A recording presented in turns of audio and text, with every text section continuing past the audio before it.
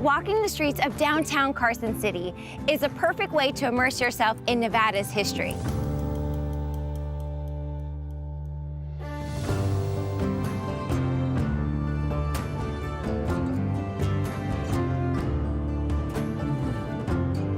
But if you want to kick it up a notch and bring the stories of our capital to life, then you have to take the Ghost Walk led by Madame Curry.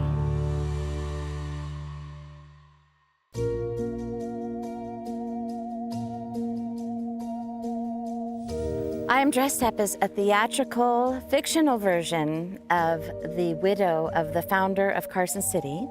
Her name is Mary Ann Cohen Curry, but I have given her the title of Madame Curry.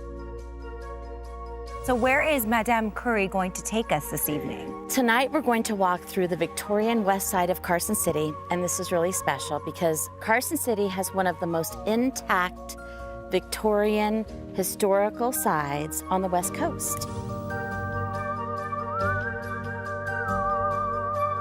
And we shall now traverse through the history of Carson City.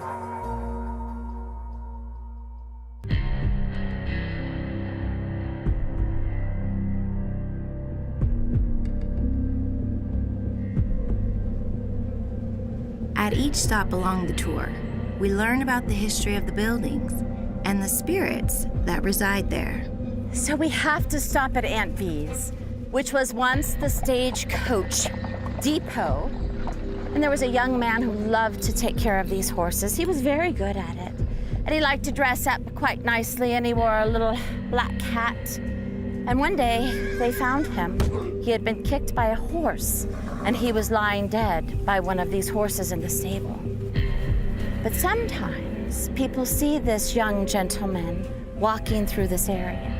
And sometimes I like to think of him and how I might connect him with some of the other single spirits that are in the realm. You'll meet them as well tonight. So we are outside of the Ferris Mansion. Now the Ferris Mansion is famous for the Ferris family, and what do you think they invented? Ferris wheel. The Ferris Mansion, though, is most famous for its ghosts. One of those ghosts is said to be a young bride in a tattered Victorian gown who vanished on her wedding day.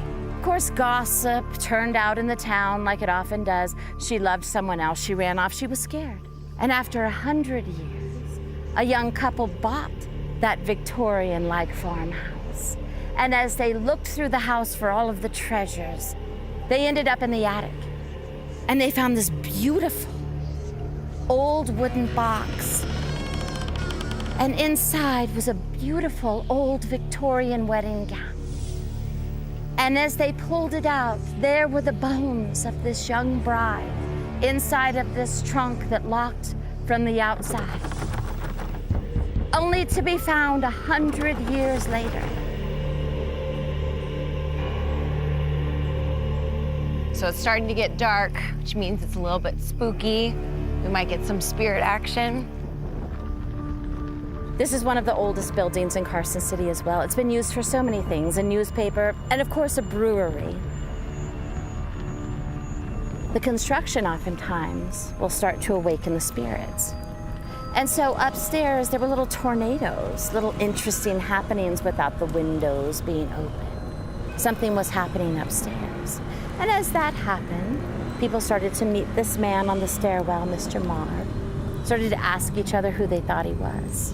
But as they finished the ballroom, there was a long picture of the Masons who used to meet in this building. And in that picture, there appears this man in a light-colored vest and a little black hat who looks just like the man that people see on the stairs. So I have a spirit wrangler with me right here. It's Madame Curry's daughter, and along the way, she's been telling me some little hints about these homes. And this one in particular, there's a spirit that walks these grounds. Can you tell me a little bit about it? Yeah, so this is actually Mark Twain, famous for Mark Twain. So Orion Clemens, his daughter Jenny Clemens, she's the ghost of this house. She apparently died at the age of 8.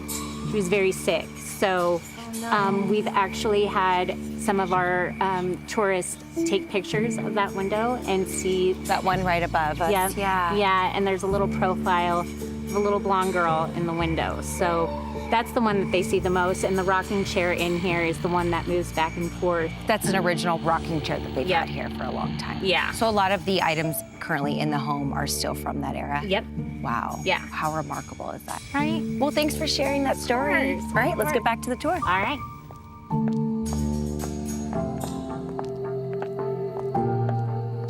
So we have to stop at the Edwards house because this is one of the most fascinating buildings here in Carson City. It's made of sandstone from Abe Curry's quarry, and the quarry is at the prison. And Thomas Edwards was the superintendent of that prison. But we've also learned that Thomas Edwards, he was using prison labor to build this house.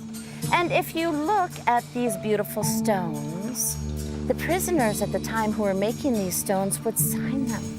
They would put their initials in the stones so someone would remember them. And this is one of the first houses that paranormal investigators decided they wanted to check out. And sometimes they'd spend the night, but most of the time they'd leave early because there seems to be a very heavy energy at the top of the stairs. And there was a closet right off the top of the stairs. He would keep his prisoners in this closet because he brought them here to help him build this house. Every time you see the sandstone from Abe Curry's quarry, you'll know each individual block means something to someone who wants to be remembered. That's sometimes why spirits travel and still remain on this earth, because they're not finished. And we can help as we remember them and as we learn their stories. Things are getting pretty spooky on this tour. And behind us, of course, the governor's mansion has so many ghosts, as politics do. And the Dickerson family was the first family to move in, and they were quite fabulous.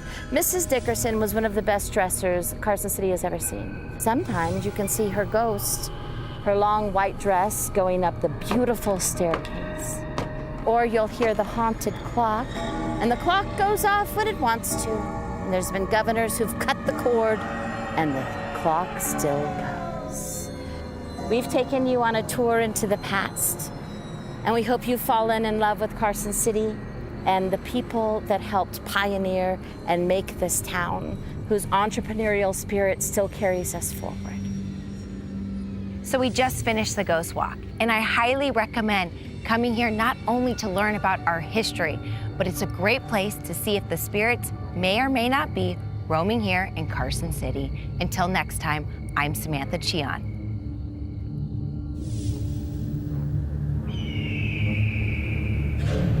Spirit of Nevada is proudly brought to you by Richard Harris Law Firm. For more information, visit richardharrislaw.com.